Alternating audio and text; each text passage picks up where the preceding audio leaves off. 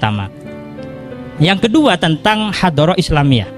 Sejarah Islam itu penting dipelajari, bukan sekedar sebagai nostalgia. Kalau kata beliau tadi, bukan sebagai cerita santai saja.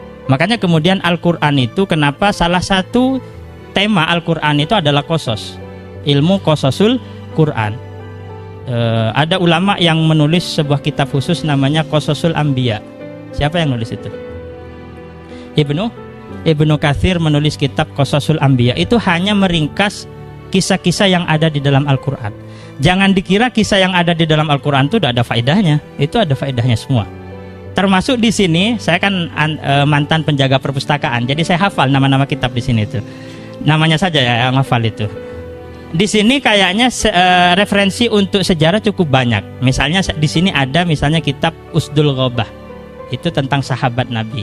Ada juga kitab di sini dulu saya pernah lihat, itu adalah Syiaru A'lamin Nubala. Itu karangan siapa? Siapa yang ngarang Syiaru A'lamin Nubala? Hah? Siapa? Asy-Syatibi? Hah? Ad-Dahabi. Ad-Dahabi punya kitab Syiaru A'lamin Nubala. Itu tentang sejarah orang-orang penting. Misalnya sekarang ada pertanyaan.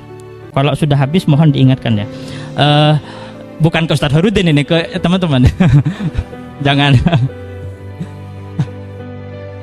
Misalnya sekarang ada pertanyaan. Ada pertanyaan bagaimana hukumnya, ini kan baru Natal, bagaimana hukumnya menerima hadiah dari non-muslim? Itu bagaimana hukumnya? Anda pasti sudah tahu semua jawabannya, ada di kitab Mughni Muhtad, Nihayatul Muhtad dan seterusnya. Bisa nggak kita menjawab dalam kacamata sejarah? Itu bisa. Misalnya ada kisah bahwa Asma binti Abu Bakar itu punya ibu. Ibunya itu masih non-muslim. Asma binti Abu Bakar ini dengan Siti Aisyah itu beda ibu. Jadi satu bapak beda ibu. Ibunya Asma ini non-muslim.